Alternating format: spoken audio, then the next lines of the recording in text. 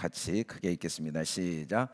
말씀을 준행하게 하시는 하나님. 다시 한번 시작. 말씀을 준행하게 하시는 하나님. 우리 좌우 옆 사람한테 인사합시다. 사랑합니다. 축복합니다. 함께해서 행복합니다. 아멘 아멘. 앉아주십시오. 오늘 이제 마지막 2018년 마지막 주일입니다. 한 해 동안 하나님이 우리와 함께 해주셨는데 오늘 마지막 주일 말씀을 통해서 한 해를 돌아보고 또 새해를 맞이하는 마음이 하나님의 말씀의 의미를 잘 깨닫고 한 해를 말씀 안에서 마무리하고 또 새해를 말씀 안에서 맞이하는 그런 저와 여러분 될 수 있기를 바랍니다. 부모와 자녀 무엇을 원하는가? 이 생각을 일주일 내내 했습니다. 하나님은 나에게 뭘 원하실까? 일주일 동안 수없이 생각해 봤습니다. 우리 은정 목사에게도 많은 고문을 했습니다. 당신은 내게 무엇을 원합니까? 너무 괴로워하더라고요. 대답하지 않고 당신은 나한테 뭘 원합니까? 계속 물어봐. 그게 아니고 당신이 내게 원하는 걸 이야기해 주라고 아무리 해도 계속 저한테 물어보더라고요. 부모는 자녀에게 무엇을 원할까? 2012년에 대한민국 부모라는 책을 우리 이승옥, 신희경, 김은산 세 분이 쓴 책이 사실은 한국에 큰 센세이션을 일으켰었는데 부모들이 이 책을 읽고 서로 권면하기를 부담스러워했다고 합니다. 이 책의 배경을 보면 엘빈 토플러가 한국에 와서 한 이야기를 소개하고 있죠. 대한민국의 아이들은 하루 15시간씩 학교와 학원에서 미래에 필요하지 않는 지식과 존재하지도 않을 직업을 위해 시간을 낭비하고 있다. 엘빈 토플러가 한국을 마지막이라고 생각하며 방문해서 가장 우리 시대 이 지구촌에 가장 영향력 있는 나라라고 알려져 있는 한국을 방문해서 그가 한국의 미래가 얼마나 희망찬가를 이야기하면서 동시에 한국의 미래에 또 얼마나 안타까운 점이 있는가 이 두 가지를 같이 이야기할 때 그 희망, 한국의 희망들이 참 많죠. 네, 한국의 미래에 안타까운 점은 이 교육을 이야기했었습니다. 그래서 이 대한민국 부모라는 책의 그 내용을 보면 죽거나 죽이거나 미치거나 이게 일부 내용이에요. 보면 교육이라는 야만의 정글에 갇힌 아이들, 무기력으로 저항하는 아이들, 똑똑한 아이들이 앓는 마음의 병, 어른을 경험하지 못한 아이들, 가족, 학교, 사회 그 모두를 없애고 싶은 속이 텅 빈 아이들. 이대로라면 아이들의 미래는 없다. 이게 이제 일부의 사례 중심의 소개가 나옵니다. 그리고 2부에 보면은 부모 실종 시대, 부모는 언제 상담실을 찾는가? 아이를 삼키는 엄마, 정체 없는 아버지, 아빠는 찌질해. 에필로그. 마음을 희생하지 않는 부모들. 이 사례를 이제 경제적인 어떤 여유는 없었지만 마음을 희생했던 시대의 부모와 지금은 모든 게 부족함이 없는 시대인데 다른 희생은 다 하지만 마음을 희생하지 못하는 부모를 설명을 하고 있습니다. 그리고 3부에 가면 어른이 되지 못한 우리 사랑할 수 있을까? 그 여자의 복수열전, 그 남자의 발기불능, 가정 외도, 공교육, 사교육. 아내는 달라질 수는 없다. 에필로그. 어른이 되지 못한 어느의 부부. 그래서 이제 부부 생활을 할 방법이 없다는 거죠. 대부분의 부부들이 이제 아주 큰 꿈을 갖고 모든 사람이 부러워하는 결혼을 하고 5년, 10년, 15년, 20년 어느 날 보면 성격 차이로 이혼했다는 보도가 이제는 전혀 어색하지 않는 그런 시대가 돼버린 이유 중에 하나가 어른으로 자랄 기회를 잃어버리고 결혼을 해야 되는 시대의 문제를 여러 사례를 통해 소개를 합니다. 부모 무엇을 배우고 가르쳤는가? 과연 부모는 그러면 부모로서 뭘 배웠고 자녀에게 뭘 가르쳤는가? 원하는 것을 진정으로 추구하자. 이제 이런 5부의 내용을 소개하면서 중간에 이런 내용이 나옵니다. 고3 남학생이 성적 때문에 자신을 괴롭힌 엄마를 살해하고 2011년도죠. 8개월간 그 시체를 방치한 채 집에 지낸 사건이 보도된 거예요. 자기 엄마를 죽였는데 아무한테도 알리지 않고 죄의식도 없이 그 시체를 썩어 백골이 된 시체를 집에 방치해 둔 걸 아무도 몰랐다는 거죠. 공부해봐야 내가 원하는 거 할 수 없을 것 같다. 말로는 공부는 못해도 괜찮아. 내가 하고 싶은 걸 하라지만 과연 진짜 그럴까? 내 장래를 위해 즐겁게 수업 받기보다는 강압에 의해 45분 동안 앉아있는 훈련받는 것 같다. 생을 포기하고 시키는 대로 끌려다니는 방법을 가르쳐 주셔서 감사합니다. 다음 생에는 차라리 정말 개로 태어나서 훈련받고 끌려다닐게요. 친구들아, 너희들 하고 싶은 걸 해서 성공하기 바란다. 중학교 3학년이 자살하면서 쓴 유서에 이 아이의 평범했던 삶, 모범적인 삶, 가장 누구보다 성실했던 그 학교 생활 때문에 아무도 눈치채지 못했던 그 내면의 그 시기 2012년, 13, 14, 15년 약 3, 4년 동안 반복된 게 가장 평범한 아이들, 뭐 사회적으로 존경받는 이 직업을 가진 자녀들이 계속 자살을 하면서 이 자살 신드롬 때문에 도대체 그 이유가 뭔가 알 수가 없는 거예요. 왜냐하면 전혀 징후를 볼 수가 없었기 때문에, 아주 순종적으로 학교를 잘 다녔기 때문에. 대한민국 청소년 사망 원인 1위는 자살. 그 원인으로는 과도한 입시 경쟁이 꼽히고 있다. 앞에서 언급한 극단적인 사례가 아니더라도 상담소를 찾는 아이들은 심각하게 망가져 있었다. 얼굴을 찡그리고 입을 실룩대는 틱장애, 구토, 악몽은 기본이고 환청, 환시, 괴로워하거나 원인 모를 허리 통증, 책상에 앉지 못하고 누워 있어만 아이, 책만 보면 눈가가 쓰리고 아픈 책 알레르기를 호소한 아이도 있고, 성적이 최상위권인 여학생은 성관계, 술, 담배 등의 일탈을 마음 놓고 하기 위해 공부를 열심히 해드린다. 공부만 잘하면 다른 것을 들은 부모가 모른 채 해주기 때문이다. 걸렸다 해도 용서가 되기 때문이다. 그 아이는 일탈만이 살아있는 감각을 느끼게 해준다고 말한다. 이 책 중간에 상담한 내용이 이렇게 소개가 됩니다. 또 주위의 칭찬과 찬사를 받으며 아이비리그에 진출했던 상위권 아이들은 어떤가? 그중 다수가 방학이면 몰래 한국에 들어와 상담실을 찾는다는 사실은 공공연한 비밀이다. 엄마의 의지로 30까지 의사가 된 아이는 당신의 아들로서 한 시간은 지옥이었습니다. 더 이상 나를 찾지 마세요 라는 쪽지만 남기고 부모와 인연을 끊었다는 사례가 나오죠. 이 책이 발표된 결론은 뭔가? 부모들의 대한민국 부모들의 결론은 웃으며 대학 가면 나아지겠죠. 아파도 좋으니까 공부만 잘했으면 좋겠어요. 이게 이제 이 책의 그 책을 읽고 한국 사회가 내린 처방책 결론이라는 이야기를 하고 있습니다. 누구의 잘못이냐? 아무도 잘못한 사람이 없어요. 부모는 정말 잘못한 게 없어요. 만일에 부모한테 잘못했다고 말했다면 자기가 한번 부모 돼보라고 해요. 자식이 꼭 잘못했다고 말할 수 없어요. 자식이 잘못했다고 말할 수 없죠. 그 위치에 한번 서보라고 그러죠. 다만 서로가 뭘 원하는지를 잘 모르고 있는 것 같아요. 부모가 그렇게 말하는 진짜 의도를 아이들은 부모가 돼서야 안다는 게 안타깝죠.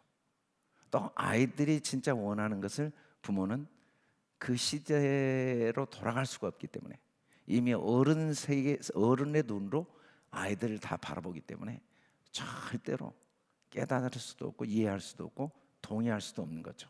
네가 아직 어려서 그래. 네가 어른 돼 보면 다 알아. 절대로 동의할 수가 없으니까 부모도 아이들이 진짜 원하는 걸 알아낼 수가 없는 거죠. 그러나 꼭 그런 것만은 아닌 것 같아요. 어제 뉴스에 보니까 나는 천천히 아빠가 되었다라는 책을 편 이규천 그 박사님의 기사가 자세히 소개되었더라고요. 그 두 딸을 이소연 씨 뭐 가수였다고 그러는데 이제 변호사가 됐는데 어떻게 이 딸들을 국제 변호사가 되게 키웠는가? 천천히 아빠가 되었다. 아이의 정상도의 숨은 진짜 대한민국의 속사정. 부모가 아픈 거죠. 부모가 많이 아픈 거예요. 사회 시스템, 누가 이걸 바꿔내겠습니까? 우리는 사회라는 공동체 속에 들어가 있는데 빠져나올 수 없잖아요. 우리가 뭐 산으로 갈 수도 없고, 공중으로 지구를 떠나버릴 수도 없고, 이 속에 우리는 살아야 되는 내가 머물고 있는 이 끊임없이 돌아가는 톱니바퀴처럼 돌아가는 사회 시스템. 과연 다른 삶은 가능한가? 그럼에도 불구하고 우리에게는 다른 삶이 가능하다는 희망이 항상 우리 앞에 놓여 있죠. 왜냐하면 우리가 하나님의 거룩한 형상을 가진 하나님의 보배롭고 존귀한 존재로 지음받은 능력이 있기 때문에 우리가 짐승이라면 희망이 없습니다. 수천 년, 수백만 년이 흘러도 희망이 없지만 우리에게는 희망이 있다는 거죠. 우리는 지금 노아 이야기를 쭉 하고 있습니다. 어제 구역 모임에 저녁 식사를 초대해 주셔서 식사를 하러 갔는데 이제 새로 우리 교회에 등록하기로 했다고 한 분을 소개했어요. 근데 그분이 식사 중에 잠깐 그런 이야기를 하셨어요. 우리 아들이 군대 가는데 군대 가면은 월급이 많이 올라가지고 돈을 안 쓰고 잘 적금을 하면 제대할 때 800만 원 정도 가지고 오는데 아들한테 절대 적금 들지 말고 돈 다 쓰라고 이야기했다고 그 이야기를 하시더라고요.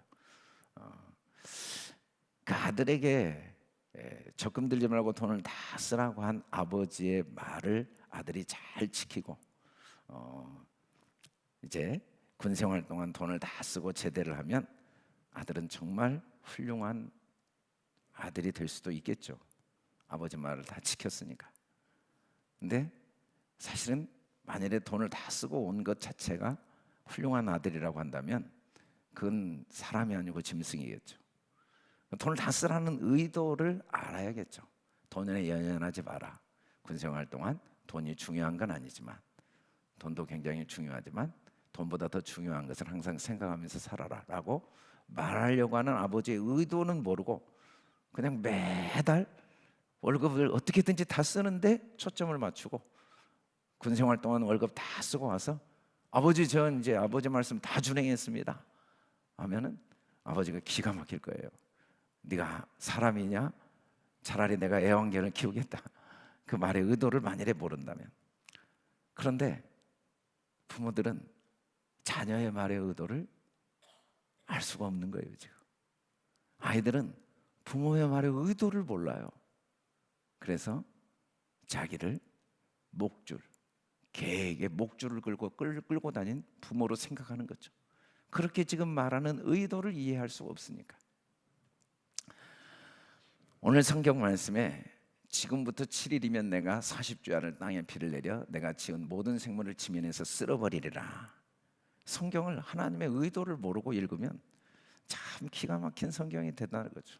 우리가 지금 창세기 1장부터 계속 반복해 이야기하지만 우리가 그렇게 살고 있어요. 정말 하나님의 의도에 관심이 하나도 없어요. 하나님 뭘 원하실까? 관심이 없는 거예요. 깨달을 수도 없고 알 수도 없고 또 관심도 없고. 자녀들은 부모의 의도에 관심이 없어요. 깨달을 수도 없고 알 수도 없고.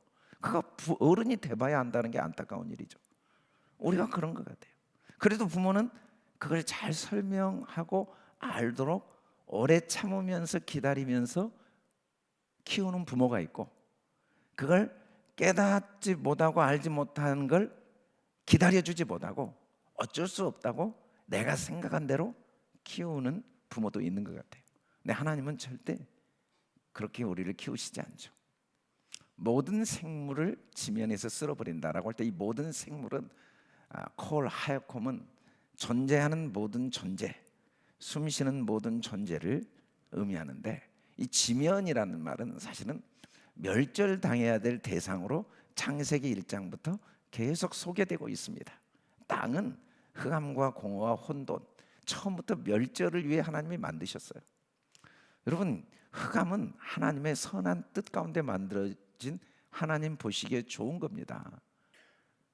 인간은 인간이기 때문에 흑암이 없이는 빛을 영원히 몰라요. 얼마나 감사해요. 죽음이 없이는 삶도 몰라요. 그래서 흑암도 선한 것이고 하나님이 우리를 위해 만드신 거죠. 만일에 우리가 죽음이 없이 생명을 알 수 있다면 왜 한 번 죽는 걸 정해 놓으시겠습니까? 근데 우리는 하나님이 아니거든요. 우리는 사람이에요. 사람은 스스로 생명이 없을 뿐 아니라 또 영원한 생명도 알 수도 없고 죽음도 몰라요. 먼저 죽음이 있어야 생명의 가치를 알죠. 진짜 어둠이 있어야 진짜 빛을 알 수밖에 없는 거거든요. 어둠이 얼마나 좋은 건가? 빛을 빛되게 해주는 거니까. 진짜 빛을 만나본 사람만이 내가 어둠이라는 걸 깨닫고 드디어 영원한 생명을 얻죠. 이 세상에 제일 안타까운 것, 자기는 영원한 공허, 혼돈, 흑암인데 그걸 모르고 죽어가는 사람. 그들이 누구냐면 빛을 보지 못한 사람. 어떤 빛? 참빛. 참빛. 이 지면은 어차피 멸절을 당할 수밖에 없는 대상입니다. 지면.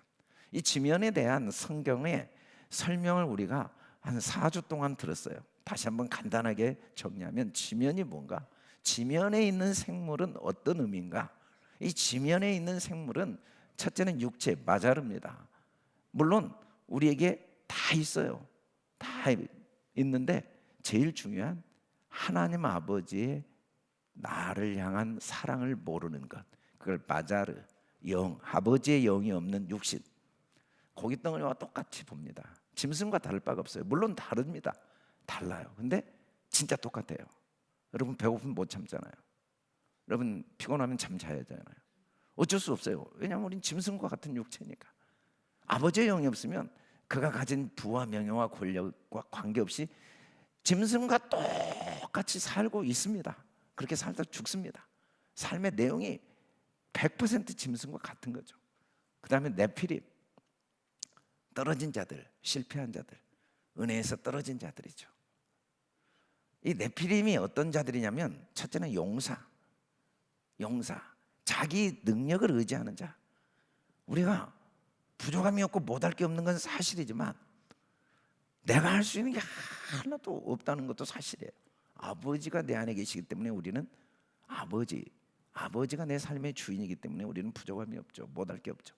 그러나 하나님이 없이는 내가 할 수 있는 게 아무리 많은 것 같아도 제일 중요한 건 하나도 못해요. 내가 태양을 만들 수 있습니까? 내가 내 생명을 연장할 수 있습니까? 내가 내 미래를 알 수 있습니까? 못해요. 그런데도 자기 힘을 끝까지 의지하고 사는 거예요. 이게 네피림들입니다. 나는 돈이 있어, 나는 권력이 있어, 나는 명예 있어. 그리고 명성. 이게 지면에 있는 생물들이죠. 자기 이름을 높이는 땅적 존재. 하나님의 아들이라 일컬음 받는 게 제일 중요한데 내가 누군지를 알지 못하는 게 이 명성을 추구하는 자죠. 당시에 명성 있는 자들. 그 명성이 뭡니까? 자기 이름으로 사는 자들. 그게 짐승의 이름이거든요. 짐승의 표를 가지고 사는 사람들. 내가 누군지를 전혀 모르고 사는 거예요, 영원히.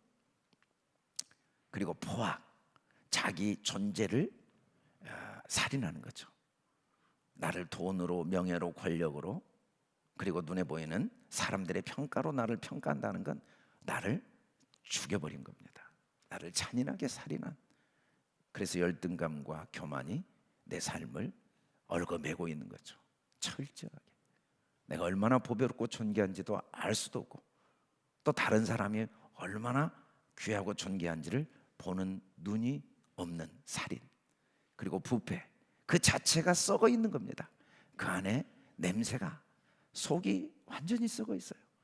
자기 의지와 무관하게 끊임없이 양심의 가책과 이중성과 그 자학과 자기 멸시와 그 수치와 부끄러움이 자기 내면을 끊임없이 부패시키는 존재. 이게 내가 지은 모든 생물을 지면에서라고 표현한 이 한 단어 속에 지금까지 하나님이 하신 모든 말씀이 담겨 있는 거죠. 이걸 신약에 와서는 율법의 저주 아래 있는 사람. 우리는 다 율법의 저주 아래 태어난 거예요. 인간은 스스로 의로워질 수가 없어요. 그런데 자기 스스로 하나님처럼 되고자 우리를 하나님처럼 만들어 놓으신 그 하나님의 의도를 모르고, 그 의도는 뭐냐면 하나님처럼 만들어 놓으시고 너는 스스로 하나님처럼 될 수 없으니까 내가 네 안에 주인이 되어 너를 하나님같이 만들어주겠다는 의도를 모르고 율법, 하나님이 주신 율법으로 이 양심의 호소로 살려고 하는 자들 구원하시러 예수님이 오셨다는 거죠. 이 모든 생물은 다시 결론적으로 말하면 짐승의 영을 가지고 있는 모든 육체, 자기 생각, 인간의 생각, 사람의 생각으로 가득 차 있는 사람, 땅에 있는 지면에 있는 존재들. 사람은 하나님의 은혜 안에 있어야만 되는 존재입니다. 바에레츠 인더 이 그라운드, 이 땅 속에 있는 존재, 율법 아래 있는 존재가 아니라 인더 크라이스트, 그리스도 안에 있는 존재, 그 하나님의 은혜 안에 있는 존재예요. 우리는 장세전에 그리스도 안에, 지면 안에 있으면 안 돼요. 우리는 장세 때부터 그리스도 안에서 우리를 택하사 우리로 사랑 안에서 그 앞에 거룩하고 흠이 없게 사랑 안에, 하나님이 천지를 지으신 하나님이 나를 그의 자녀 삼으시고 그의 아들로 나를 만드시고 나와 함께 내 안에서 영원히 나를 그의 아들, 신이라 이름 받게 하신 그 명성, 그래서 하나님과 함께 왕노릇하게 하신 그 은혜 안에서 창조하시기 위해 우리를 이 땅에 보내신 거죠. 육체대로 살도록 보내신 게 아니라 처음부터 우리를 이 율법 아래 낳게 하신 건, 율법의 저주 아래 있게 하신 건 율법의 저주를 깨달음으로 하나님의 은혜 속에 들어가도록. 그래서 율법이 얼마나 좋은 건가. 이 율법이 없이는 우리는 은혜 안에 못 들어가요. 여러분, 아담이 선악과를 먹어서 죄인이 아니라 존재 자체가 죄인이에요. 바울의 고백대로 율법이 있기 전에도 죄인이었지만 율법이 없이는 죄인지를 깨닫지 못하니까 창세기 2장에서 선악을 알게 하는 나무를 주셔서 그 율법을 통해 자기가 죄인인 걸 깨닫게 하신 거지, 그걸 먹어서 죄인 된 게 아닙니다. 성경은 수없이 강조해요. 우리가 죄를 지어서 죄인이 아니라 죄인이어서 죄를 진 거다. 그게 아담의 죄고 우리의 죄죠. 우리 안에 죄가 있는 거죠. 그건 나쁜 게 아니에요. 그 죄 때문에 우리는 의를 하는 거예요. 의. 어떤 하나님의 은혜, 하나님의 사랑 외에는 우리에게는 소망이 없는 걸 알 수 있는 거죠. 그걸 깨닫지 못한 사람을 지면 위에 있는 생물이라고 말하고 있는 겁니다. 예수께서 하나님의 아들이심을 믿는 자 아니면 세상을 이기는 자가 누구냐? 이 믿는 자를 다 설명할 수 없는데, 이 믿는 자는 내가 결심하고 확신을 하고 다짐한 게 아니라 아버지의 아들됨이 그 안에 받아들여진 자, 그 아버지의 아들됨의 은혜가 그 속에 임한 자를 성경은 믿는 자라고 하는데, 이 세상을 이기는 자가 누구냐? 여러분, 우리는 결국 세상을 이겨야 된다는 의도를 가지고 부모들이 자녀를 위해 눈물로 희생하고 요구하는 거죠. 근데 세상을 어떻게 이기냐는 거예요. 어떻게 이길 거예요? 여러분, 돈 벌어보니까 이겼습니까? 명예를 얻어보니까 세상을 이겼습니까? 민주주의를 이루니까 세상을 이겼습니까? 아니, 공산주의를 타니까 세상을 이겼습니까? 아니, 과학과 문명과 문화를 발달시키니까 세상을 이겼습니까? 세상은 아버지의 영이 없는 그 자체는, 그 자체가 흑암이요 혼돈이요 공허입니다. 그 자체가 죽음이요 저주입니다. 세상, 내 자체가 세상인데 나를 어떻게 이겨요? 돈으로 나를 이겨요? 명예로 나를 이겨요? 권력으로 이겨요? 나도 나를 못 이기면서 자녀에게 너 돈 벌면 행복해, 나도 지금 돈이 있어도 행복하지 않는데, 내가 재벌이어도 행복하지 않는데 왜 우리가 그런 거짓말을 계속 반복해서 하는 겁니까? 세상을 이기는 게 뭔데요? 물과 피로 임하신 예수 그리스도, 물만이 아니요 물과 피로 임하셨고 증언하신 성령은 진리니라. 이게 한마디로 아버지의 말씀인데, 아버지의 사랑의 말씀 외에는 내 말이 곧 영이라. 그 영이 진리고 그 진리가 곧 물과 피고 그 물이 오늘 홍수 사건이고, 이게 없이는 내가 세상을 이길 수가 없어요. 이 물이라는 게 뭐예요? 물은 회개하는 겁니다. 회개. 하나님의 마음이 내 마음을 부인시키는 거예요. 어떻게 부인시키냐? 나가 이게 내가 산 게 이게 산 게 아니라 이 고깃덩어리구나. 나 지금까지 내가 이렇게 살아있다고 착각했는데 죄와 허물로 나는 죽어버린 자구나. 이거 이대로 살아가지고는 뭐 이미 꺾여진 나무고, 내가 아무리 여러분 여기 조화에다 그 꽃꽂이에다가 아무리 화려하게 해도요, 시간 지나면 다 썩은 내밖에 안 나요. 지금 아무리 명예, 권력, 부를 다 줄레줄레 해놔도 이 썩은 내밖에 안 나는 생명 없는 자구나라는 걸 아버지의 말씀으로 깨닫고, 아버지의 생명만이 나의 영원한 생명인 걸 받아들이는 게 회개죠. 회개. 내 능력, 내 지식, 내 힘이 능력이 아니다, 이거 자랑할 거 아니다, 이걸 부인하는 내 마음, 내 생각, 내 계획, 이게 다 세상이 주는 걸 부인하고 아버지의 말씀이 말하는 사랑을 내 마음으로 받아들이는 게 회개죠. 회개. 이 회개를 위해서 지금 하나님이 회개가 필요한 모든 피조물을 지면에 있는 모든 생물이라고 말씀하고 있습니다. 이걸 쓸어버리시겠다. 다 하나하나 설명하기에는 시간이 없어요. 7일과 40 다 설명할 수는 없어요. 다 성경이 반복해서 가지고 있는 숫자 의미가 아니고 저 단어 속에 하나님의 사랑이 다 계시되어 있죠. 이 쓸어버리다, 청소하다, 씻어내다, 마하라는 말이에요. 홍수는 물로 씻으시는 하나님의 일하심입니다. 베드로는 분명히 말했어요. 그들은 전에 노아의 날 방주를 준비할 동안 하나님의 오래 참고 기다리실 때 복종하지 아니하던 자들이라. 방주에서 물로 말미암아 구원을 얻은 자가 몇 명뿐이야? 겨우 8명이라. 이 복종하지 아니한 자들이 지금 7일 후 40주야에 쓸어버림을 당할 수밖에 없는 자, 오래 참고 기다리신 유효기간이 끝난 사람들에게는 쓸어버림이 반드시 옵니다. 누구나 오래 참고 기다리심에 은혜가 임한 사람은 쓸어버림이라는 단어는 영원히 존재하지 않아요. 요한복음 11장 25, 26절에서 나를 믿는 자, 그리스도 은혜 안에 들어간 자는 죽어도 다시 살고 무릇 살아서 나를 믿는 자는 영원히 쓸어버림이라는 단어가 존재할 수가 없어요. 죽음 자체가 없어요. 근데 이 아버지의 사랑을 아버지의 마음을 내 마음으로 받아들이지 못하는 동안에는 매일매일 그 유효기간이 끝나기 전에 부분적인 쓸어버림을 하나님이 계속 보여주십니다. 그래도 안 되면 마지막 쓸어버림이 반드시 임하는 게 죽음이죠. 그 죽음을 통해 아버지의 마음으로 회개하기를 원하시는 겁니다. 이 쓸어버림이 아버지의 포기할 수 없는 마지막 사랑이에요.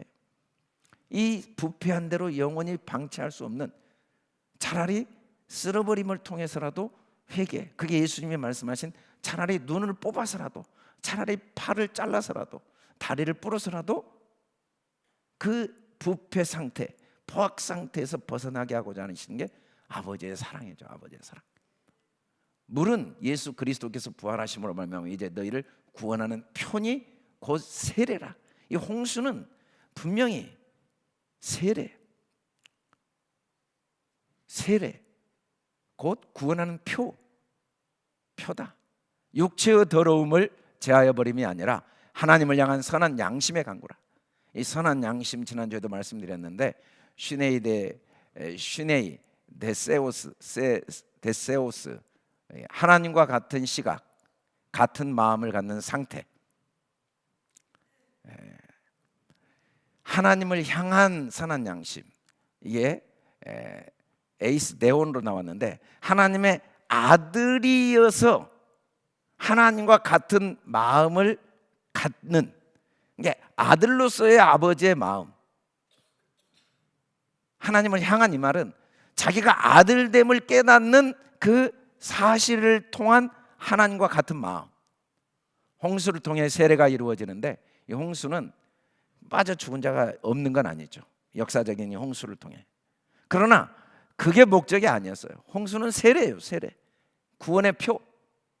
하나님의 아들됨을 알 수 있는, 하나님의 마음과 하나 된 그 온전한 기도. 아버지, 저는 아무것도 할 수 없습니다. 저를 살려주세요. 아버지, 제가 이대로 죽습니다. 저를 구원해 주세요.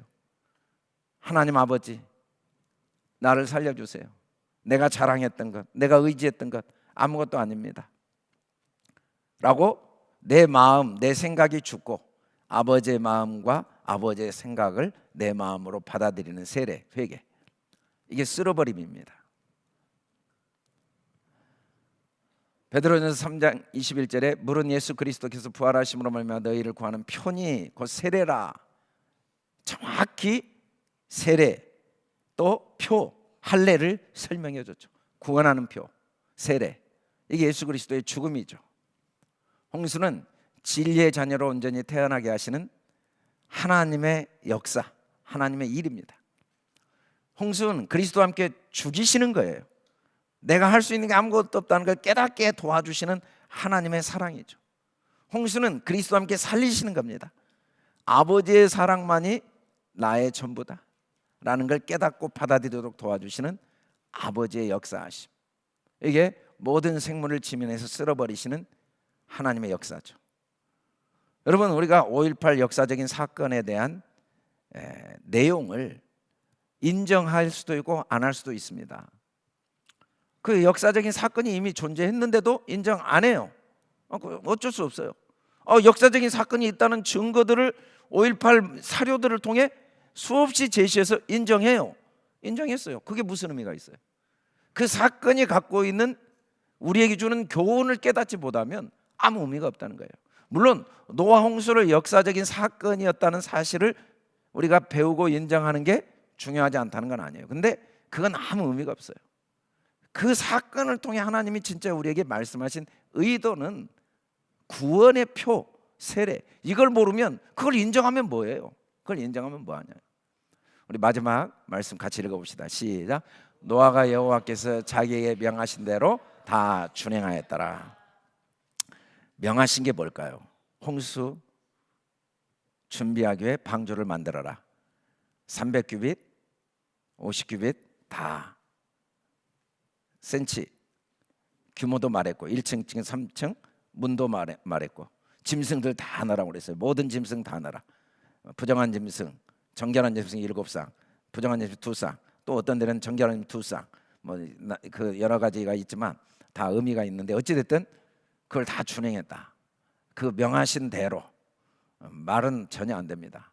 왜냐하면 새의 종류만 해도 7,000가지, 양서류가 2만 가지, 만약에 이걸 다 넣었다 그러면 그 문자대로 한다면 그 말 전혀 근거가 진짜 3살짜리도 받아들일 수 없는 건 사실이지만 어찌 됐든 그걸 다 지었죠.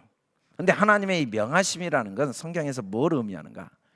이 차바라는 히브리어는 의도를 담고 하시는 명령에 한해서만 쓰는 명하심입니다. 근데 하나님이 우리에게 십계명을 주시고 명하시고 제사를 지내라고 명하시고 이 모든 명령은 차바입니다. 차바.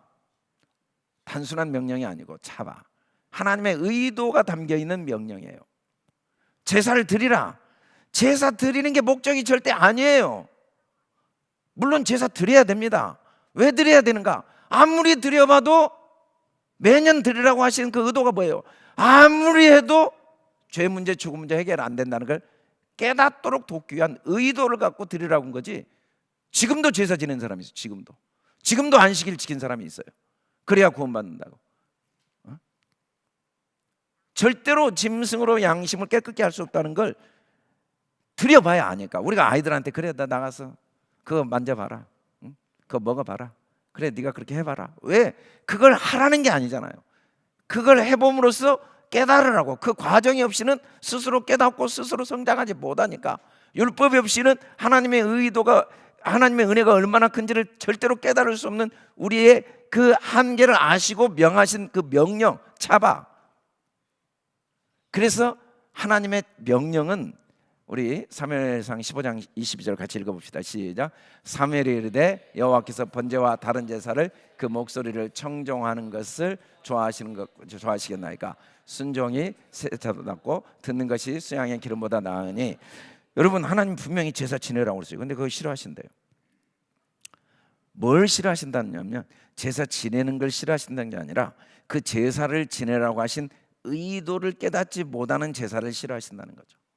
진짜 제사를 드린다는 건 뭐냐면 그 제사를 드리라고 하신 하나님의 말씀을 듣는 겁니다. 쉐마.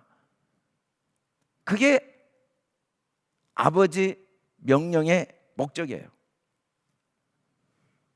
노아가 명하신 대로 다 준행했다. 성경은 의도가 분명해요. 하나님이 뭘 원하시는가를 우리에게 가르쳐 주지 않으면 우리가 모르니까 성경에 그걸 기록해 놓았어요.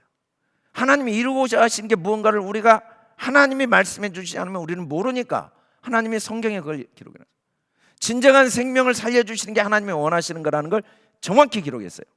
우리에게 영원한 생명 주시는 것. 성경은 우리 마음을 달래주고 문제를 해결해주고 어떤 상황을 극복하게 해주는 그런 도구로 성경이 굳이 필요하지 않아요. 그런 건 뭐 불교도 있고 뭐 이슬람 종교 뭐 공자 뭐 채근담 뭐 잠언집 수없이 많아요. 성경 굳이 없어도 돼요. 그런 의도로 성경이 주어졌다면 성경을 왜 우리가 읽어야 돼요? 다른 책 읽고 말지. 근데 성경만이 하나님의 의도가 담겨 있는데 그 의도가 뭐냐면 생명을 주시는 거예요. 영원한 생명, 진정한 생명, 참된 자유, 참된 행복. 이거 외에는 없어요. 여러분, 돈 벌어서 우리가 경제가 계속 발전했지만 세상이 얼마나 지금 어려운지 여러분이 지금 안전지대에 하나님의 은혜로 있으니까 그러죠. 이 안전지대에서 벗어난 저기 뭐 이슬람 지역이나 지금 중동 지역이나 그 난민들이나 남미나 북한이나 상상을 초월해요. 이 시대가 경제가 발전하면서 이 제도가 발전하고 왕권 시대에서 민주주의, 공산주의 이런 제도가 발전했지만 여전히 인간의 이 고통은 얼마나 큰지 몰라요. 거기에 아무런 참된 자유가 없어요. 행복이 없어요. 평안이 없어요. 영원한 생명이 없어요. 진리가 없어요. 거기에 없어요. 오직 성경만이. 하나님이 원하시는 그것. 우리 행해야 목록을 주신 게 절대 아닙니다. 우리가 지켜야 될 목록을 주신 게 성경이 아니에요. 아주 쉽게 하나님이 이스라엘아 들으라. 우리 하나님 여호와는 오직 유일한 여호와시니 너는 마음을 다하고 뜻을 다하고 힘을 다하여 내 하나님 여호와를 사랑하라. 억만 년이 지나도 절대 못해요. 아니 여러분 어떻게 마음을 다해 하나님 사랑해요? 여러분 마음이 24시간 갈라져 있고 거짓되고 위선되고 하나님 이용하는 마음이 끝없이 솟아나는데 여러분이 어떻게 뜻을 다해 하나님을 사랑해요? 여러분 뜻이 얼마나 자기 뜻이 24시간 나를 사로잡고 있는데 아무리 설교를 들어도 또 내 뜻 어떻게 이게 내가 어떻게 하나 이 말씀을 지켜요? 어떻게 힘을 다해 하나님을 사랑해요? 다 내 거 꼽을 쳐놓고 있는데 목사인 나도 나 살 길 다 잡고 있는데 어떻게 힘을 다해서 하나님을 사랑해요? 이게 가능한 구절입니까? 이게 말이나 되는 명령입니까? 이걸 지키라고 주신 것 같아요? 그래서 들어라. 내가 이렇게 명령하는 의도를 들어라. 오늘 내가 내게 명하는 차바 이 말씀을 너는 마음에 새기고 안에 담겨있는 내 마음을 네 마음 되게 해라. 다른 방법이 없다. 네가 꼭 들어야 될 것. 내가 한 모든 성경 말씀을 통해 하나님 말씀에 순종하여 사는 나의 노력이 얼마나 한계적인가를 깨닫고 아버지의 마음이 내 마음 되지 않고는 이 말씀이 지켜줄 수 없다는 걸 잘 들어라. 그 아버지의 마음이 뭡니까?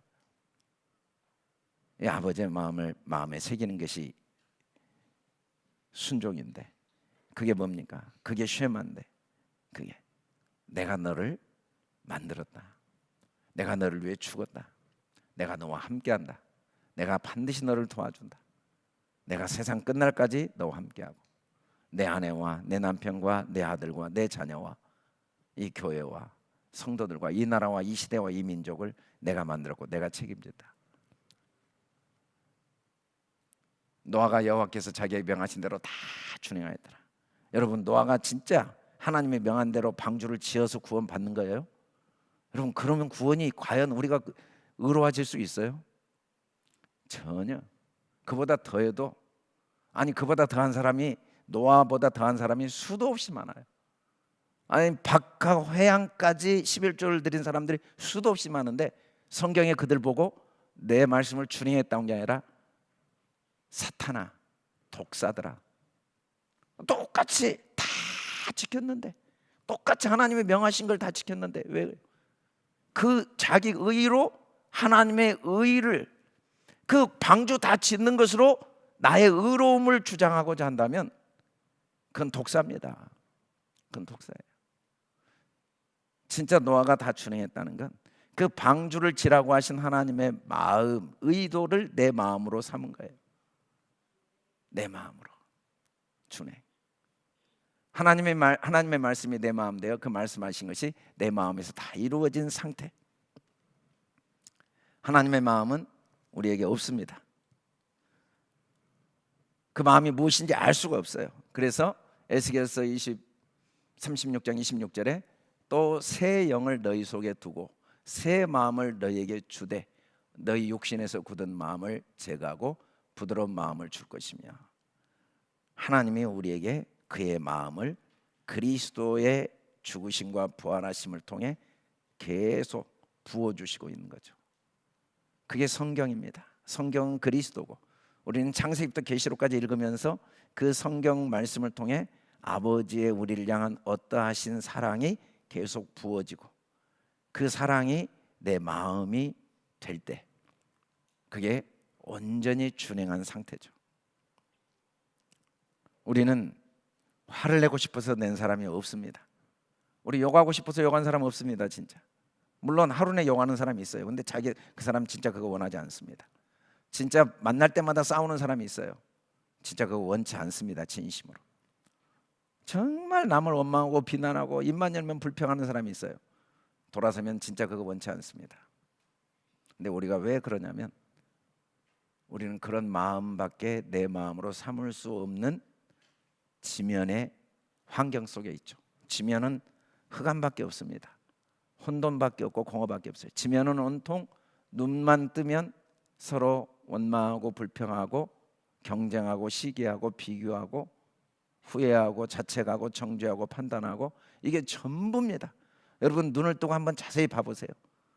한번 귀를 열고 이 온 세상을 어디를 가도 모든 이론과 교훈과 이 모든 것들이, 하나님을 대적하는 사상들의 결론은 우리 마음을 끊임없이 내가 의인이 되어서 온 세상을 판단하고 심판하고 심지어 나마저도 판단하게 만드는 언어들로 완전히 둘러싸여 있습니다.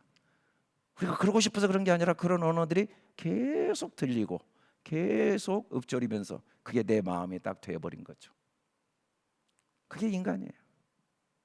하나님은 이런 우리를 위하여 영원부터 영원까지 단 한 번도 우리를 정죄하지 않으시고 끝까지 마지막 유다를 사랑하시되 끝까지 사랑하신 그 사랑으로 계속해서 아버지의 사랑을 창세기부터 계시록까지, 그리고 하늘의 태양을 통해 하늘에 내린 비를 통해 끊임없이 우리에게 보여주십니다. 너무너무 뼛속까지 그 세포 하나하나까지 이 지면 것으로 물들어 버려가지고 아무리 은혜를 받아도, 아무리 기도를 하고 눈물을 흘리고, 아무리 결심을 해도 또 돌아서면 내가 주인 되어서 아버지의 마음은 내 마음이 아니고 이 세상 마음이 내 마음이 돼요. 또 판단하고 또 비난하고 또 정죄하고 또 옳고 그름을 따지고 또 시기하고, 그러면서 또 자책하는 우리를 조금도 실망하시지 않으시고, 이런 우리를 보고 조금도 문제 있다 하시지 않으시고, 이런 우리일 수밖에 없는 걸 아시고 죽으심으로써 너를 내가 사랑한다. 너의 어떠한 모습도 내가 사랑한다. 너의 그 모습을 위해 내가 내 목숨을 기꺼이 주었다.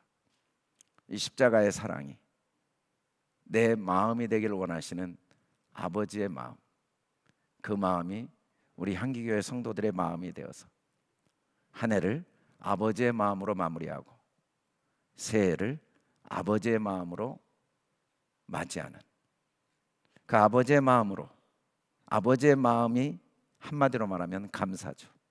오늘 우리가 영상에 본 것처럼 버릴 것이 하나도 없는 감사함으로 아버지의 마음으로 받으니까 모든 게 감사. 내 연약함도 감사, 내 어리석음도 감사, 또 내가 무언가를 이루었던 것도 하나님의 은혜요 감사, 내 아내도 내 남편도 감사, 내 모든 것도 감사.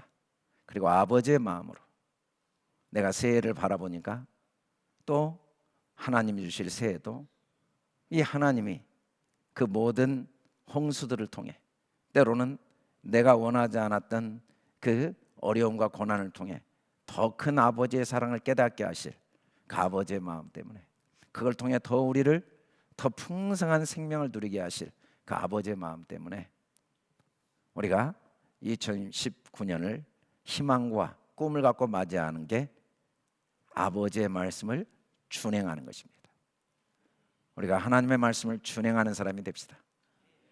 아버지의 마음이 내 마음이 되어서 올 한 해가 감사로 마무리되고, 그 아버지의 마음이 내 마음이 되어서 우리가 생명을 보존할 뿐 아니라 다른 사람의 생명도 보존하고 그 씨를 보존하는, 나로 인해 다른 사람들에게 아버지의 사랑이 보여져서 그 생명이 전달되어지는 노아의 삶, 참된 노아의 안식의 삶, 참된 안식을 주고 땅에서 저주와 수고함밖에 없는 그 땅에 참된 안식을 누릴 뿐 아니라 그 안식을 함께 내 아내에게, 내 남편에게, 내 자녀들에게, 그리고 내가 머무는 곳에 이 노아의 안식을 전해주는 저와 여러분 될 수 있기를 주의 이름으로 축원합니다. 우리 다 같이 일어나서